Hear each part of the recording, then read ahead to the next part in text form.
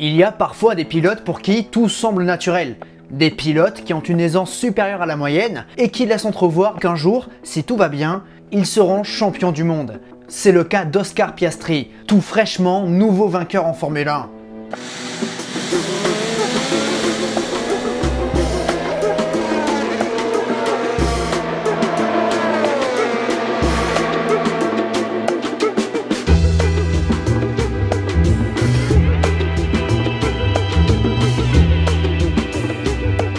Le parcours d'Oscar Piastri avant la Formule 1 est brillant, un pilote capable de rapidement s'adapter et de gagner pour passer à l'échelon supérieur dès l'année suivante. Une ascension limpide qui nourrit beaucoup d'espoir pour ce pilote né le 6 avril 2001 à Melbourne. Ce qui veut dire qu'à sa naissance, les Button, Raikkonen, Alonso, Montoya et Bernoldi étaient déjà en Formule 1.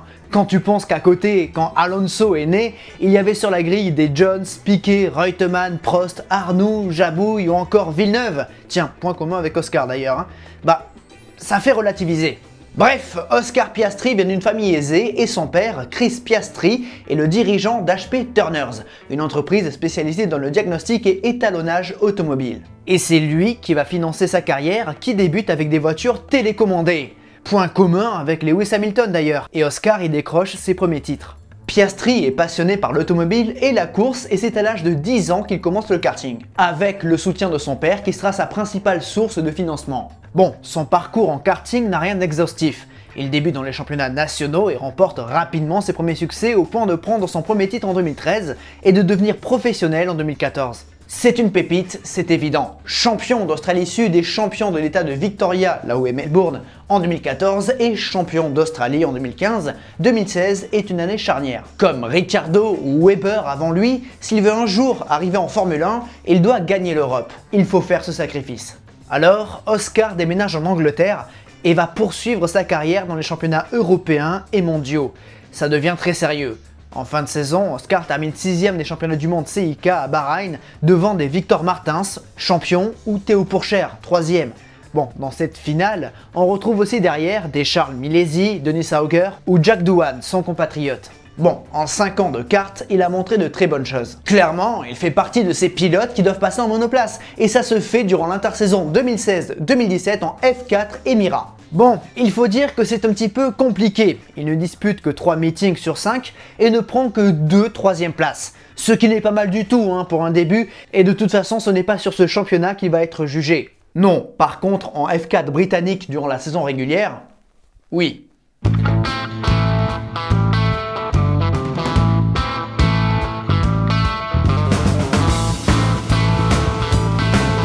Chez Arden, Oscar débute bien avec 2 podiums à Brands Hatch. Durant le premier tiers de saison, c'est Jamie Caroline qui domine et Oscar se bat pour le top 5, notamment contre un certain Logan Sargent.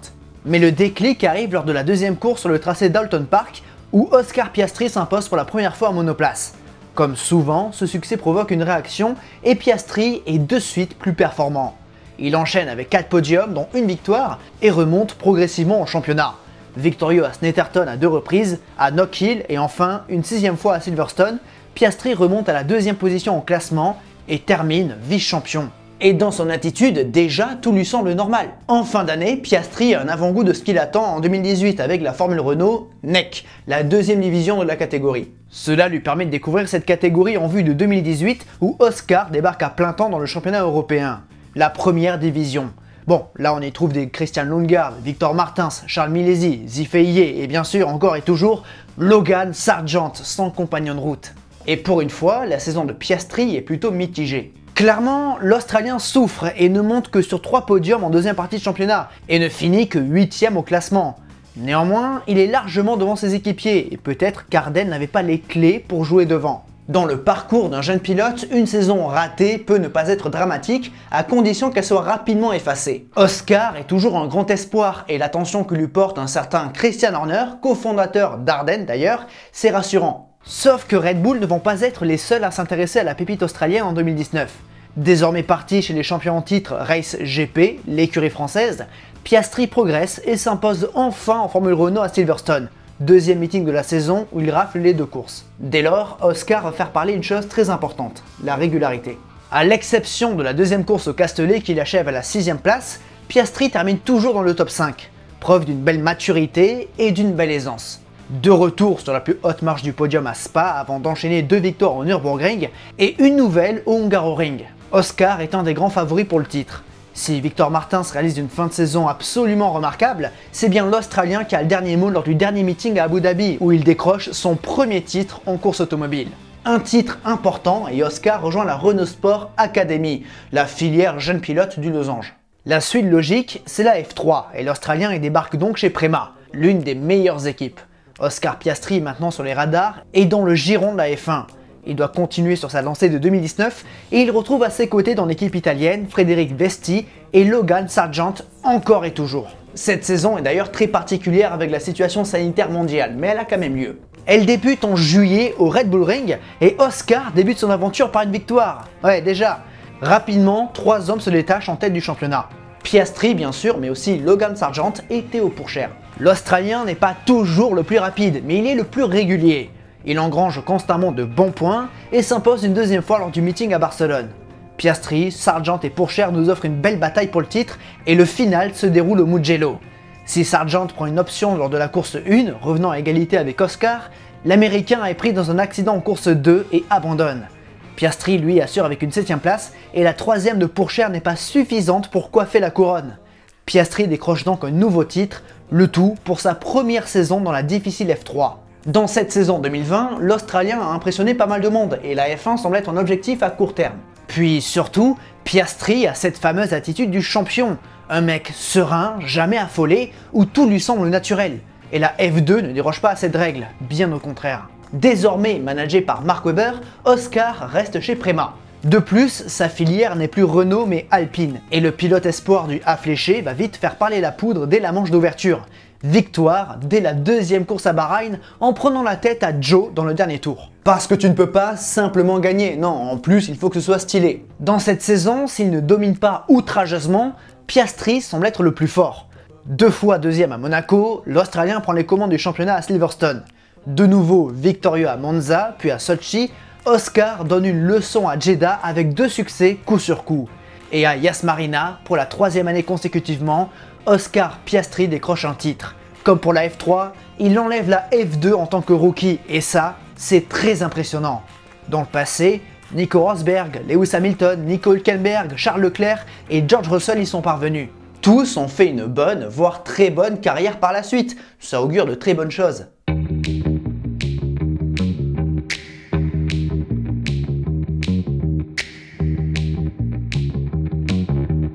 Malheureusement, Oscar Piastri est sans volant en 2022. Une hérésie pour un pilote qui vient de gagner 3 titres dans 3 catégories différentes et qui, selon les dires de beaucoup de gens dans le paddock, est un champion en devenir. Son talent, son éthique de travail et son attitude parlent pour lui. Mais Alpine n'a pas voulu promouvoir sa pépite en 2022, préférant continuer avec Esteban Ocon et Fernando Alonso. Il doit donc attendre pour être titulaire en F1. Cela dit, piloter ce qui se fait de mieux en sport automobile, il a déjà fait. De par sa position dans la filière Alpine, anciennement Renault, il a découvert le pilotage d'une Formule 1 en octobre 2020 à Bahreïn, aux côtés de 2 autres pensionnaires, Christian Lundgaard et Guan Yu Zhou. C'était au volant de la Renault RS18. Rebelote en décembre 2021 lors des rookie tests à Yas Marina, cette fois-ci au volant de l'A521. Mais pour 2022, il sera pilote de réserve chez Alpine mais aussi chez McLaren avec une entente entre les 2 équipes. Durant l'année, il réalise quelques roulages en essai privé et son entourage fait en sorte qu'il soit titulaire dès 2023. Parce que laisser sur la touche un pilote comme Piastri, c'est pas terrible, à croire que les formules de promotion ne servent pas à grand chose. Durant l'année, les rumeurs l'envoient une saison chez Williams en préparation avant de rejoindre pleinement Alpine. Le A fléché veut poursuivre avec sa paire de pilotes Ocon-Alonso. Bon, il faut dire que Piastri et Webber ne sont pas franchement emballés. Et discrètement en coulisses, le clan australien commence à négocier avec Zak Brown, le patron de McLaren. Daniel Ricciardo étant en difficulté, il y a potentiellement quelque chose à faire. Et puis surtout, dans son accord avec Alpine, il y a une clause qui stipule qu'il est libre de regarder ailleurs sitôt passé une certaine date. Et cette certaine date, c'est le mois de juillet. Au cœur de l'été, le marché s'enflamme. Vettel annonce sa retraite et Alonso surprend tout le monde en annonçant son transfert chez les Verts pour 2023. Aussitôt, Alpine annonce Oscar Piastri en bleu pour la saison suivante, mais dans la foulée, cette annonce est contredite par Piastri lui-même. L'Australien affirme ne pas avoir de contrat avec Alpine en 2023 et qu'il ne sera pas en bleu. Et là, ça s'affole. En réalité, c'est Alpine qui a perdu Piastri en ne parvenant pas à le sécuriser. C'est un des pilotes les plus prometteurs et à la mi-saison, il n'avait toujours pas de baquet et forcément qu'il intéresse d'autres équipes. Grosse erreur pour l'écurie française et bon coup de McLaren qui annonce donc l'Australien à Woking à la place de Ricciardo pour 2023. Forcément, un tel retournement de situation ne fait pas plaisir à certains. Comme quoi, c'est grâce à Alpine qu'il en est là et que c'est une trahison. Ouais, il faut savoir quand même que les pilotes payent pour être dans une académie. Et quand après 3 titres consécutifs, dont 2 en tant que rookie en F3 et en F2, qui plus est, tu n'as toujours pas de baquet, je pense que tu peux te permettre de regarder ailleurs. Piastri a joué sa carte et il a eu totalement raison. D'autant plus que, selon certaines rumeurs, le clan Alonso aurait déconseillé l'Australien d'aller chez Alpine. Et quand on parle de clan Alonso, on parle potentiellement de Flavio Briatore. Alors évidemment, Alpine tente de récupérer Piastri et porte l'affaire devant le bureau de reconnaissance des contrats de la FIA. Sauf que les éléments apportés par l'écurie d'Enstone ne sont pas suffisants et le bureau donne l'avantage à McLaren. Piastri fera donc ses débuts en F1 en 2023 en orange.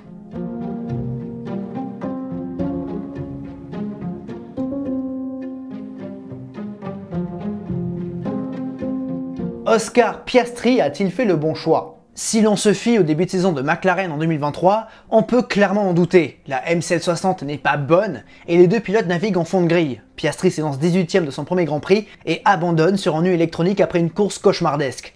Malgré tout, dans cette deuxième partie de tableau, Oscar se montre une première fois à Jeddah en entrant en Q3 pendant que Norris n'est que 19ème. Cet exploit met déjà Norris sous pression, mais l'Anglais garde l'avantage sur l'Australien. Pour son 3e Grand Prix à domicile, qui plus est dans sa ville natale, le champion de F2 2021 reçoit beaucoup de soutien et malgré sa 16e place en qualification, Oscar termine à la 8e place le dimanche et inscrit donc ses premiers points. Merci les événements chaotiques qui offrent à McLaren de bons points en ce début de saison très compliqué et décevant. Cela dit, Andrea Stella, le directeur d'équipe, joue carte sur table. Il ne nie pas que son équipe s'est plantée, mais il assure que McLaren travaille dur pour revenir dans la lumière. À côté, un certain Mika Hakkinen déclare que les Oranges challengeront les Red Bull en fin de saison. Sacrée déclaration de la part du double champion du monde, et pour le moment, McLaren peine à entrer dans le top 10. Oscar inscrit un nouveau point à Monaco, Grand Prix qui voit d'ailleurs Alpine prendre la 3e place avec Esteban Ocon. A-t-il fait le bon choix? On est en droit de se poser la question. Mais de son côté, le jeune pilote australien ne désespère pas. Serein, comme toujours, il s'applique et fait ses armes dans la discipline reine. Peu à peu, il resserre l'écart avec Norris. En termes de vitesse pure, l'Australien semble capable de challenger son équipier, mais Oscar pêche encore en rythme de course. La gestion des pneus est une science qui demande de l'expérience, et celle-ci viendra peu à peu. Pour le moment, Piastri semble pleinement satisfaire McLaren, et le monde de la F1 espère que l'écurie de Woking sera en mesure de lui offrir rapidement une meilleure voiture. Ça tombe bien, puisqu'en Autriche, McLaren apporte sa première grosse évolution. La McLaren MCL60 est totalement transformée, mais pour le moment, il n'y en a qu'une seule et elle est naturellement confiée à Lando Norris. Et l'expérience est plutôt concluante, car le Britannique fait un bond en avant remarquable. Passer en Q3 n'est plus qu'une formalité, et Norris termine 4ème en qualif le vendredi et 4ème en course le dimanche. 12 points dans la musette et beaucoup d'espoir pour la deuxième partie de saison. De son côté, avec l'ancien modèle, Piastri est dans l'anonymat une dernière fois, car dès la course suivante à Silverstone, l'Australien reçoit cette évolution. Et là, ça change tout.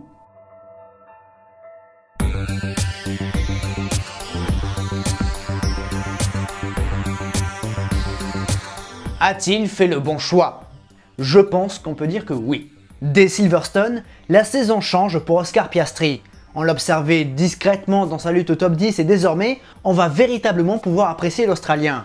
Et Oscar est au rendez-vous. 3ème en qualification, il échoue à la 4ème place à quelques secondes de son premier podium. La suite du championnat est dans la continuité de Silverstone, à l'exception de la période entre le Grand Prix de Belgique et Singapour. De son côté, Piastri prend la 5ème place à Budapest et se maintient à proximité de son équipier. Mais la physionomie est similaire. S'il est toujours une sérieuse menace en qualification, en course, c'est plus difficile. Depuis 2019, Norris a acquis une expérience précieuse et toutes ses clés lui permettent de garder l'Australien derrière. Mais contrairement aux Britanniques, Oscar ne pêche pas dans le dernier geste. À plusieurs reprises, Lando commet une légère faute, surtout en qualification. Des erreurs qui lui coûtent de meilleurs résultats et parfois des pole positions. S'il n'est pas encore au niveau de performance des meilleurs, Piastri semble plus calme et régulier, naturellement à l'aise. Et cette attitude laisse penser que c'est un champion en devenir. L'Australien ne reçoit que des commentaires positifs. Sa première saison en Formule 1 est remarquable. Au Japon, sur le tracé de Suzuka, il part en première ligne et achève sa course à la 3e position pour prendre son premier podium. Et au Qatar, Oscar Piastri domine le sprint du samedi. Pole position et victoire devant Max Verstappen et son équipier. Une première victoire en Formule 1 pour l'Australien qui tempère tout de même. Ouais, victoire certes, mais c'était un sprint, pas un Grand Prix. Le lendemain justement, Oscar réalise une superbe course dans des conditions extrêmes. Les pilotes sont mis à rude épreuve et certains frôlent même le malaise en fin de course. D'ailleurs, Sargent il a même pas pu finir. Pourtant, malgré son jeune âge et sa faible expérience, Piastri ne flanche pas et termine 2e du Grand Prix du Qatar. Son meilleur week-end de la saison.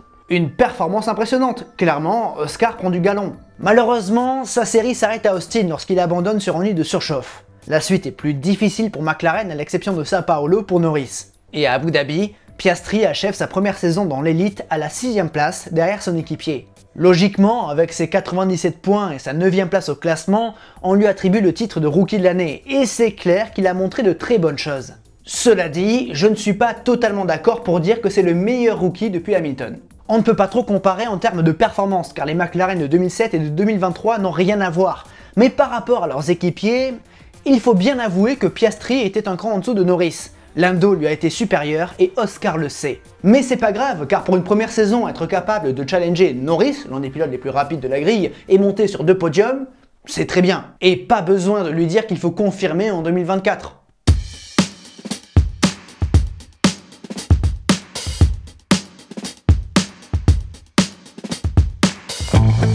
Une deuxième saison, c'est toujours cruel pour un pilote car il n'a plus l'excuse du débutant. Il connaît déjà le terrain et il a déjà ses repères. Il faut donc faire mieux et on attend beaucoup du clan McLaren.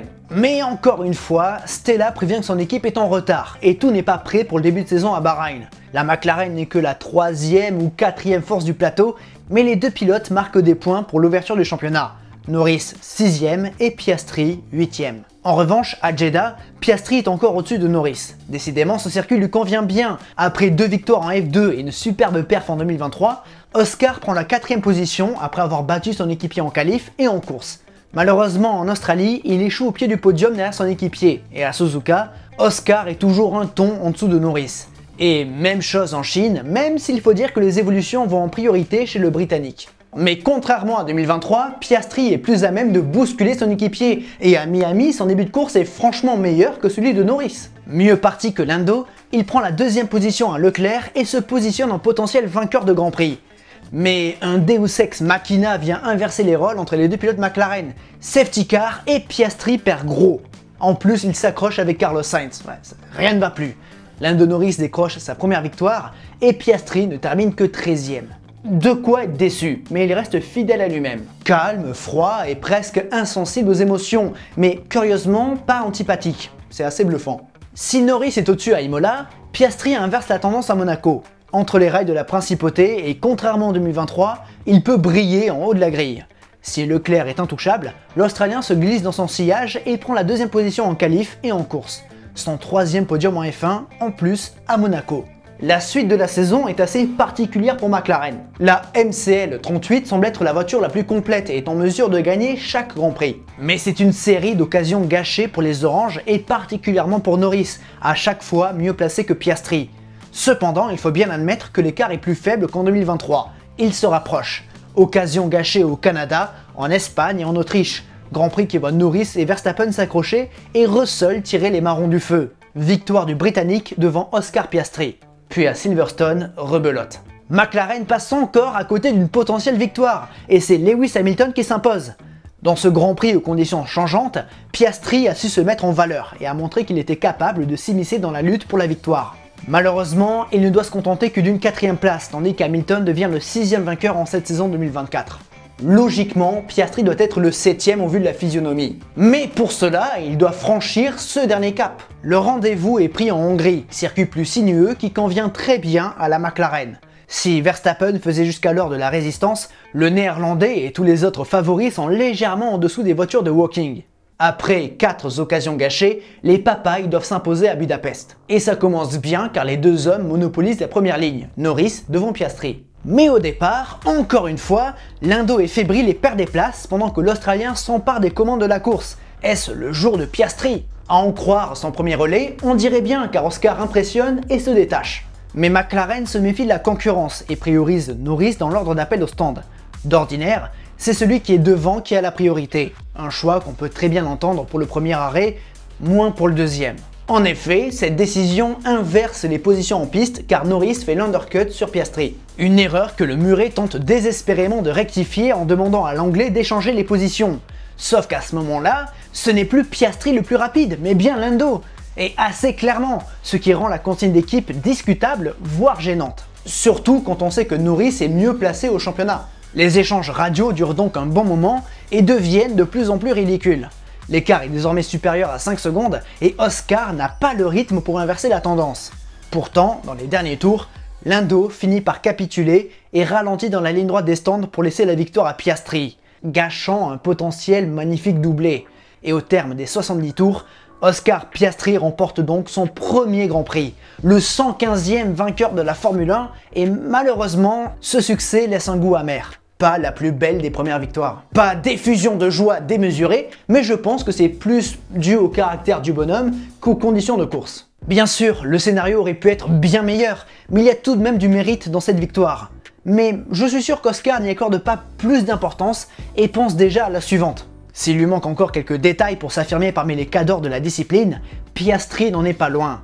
Sa trajectoire a toujours été ascendante et il ne fait aucun doute qu'il faudra compter sur ce pilote dans un avenir proche. Cette victoire en Hongrie ne sera certainement pas sa dernière et je pense que l'Australien va vite balayer les doutes et la déception de cette grande première amoindrie. Peut-être que comme beaucoup de pilotes, ce succès va provoquer un déclic. Après Jack Brabham, Alan Jones, Mark Webber et Daniel Ricciardo, l'Australie compte un 5e vainqueur en Formule 1, peut-être le successeur de Black Jack et Alan Jones.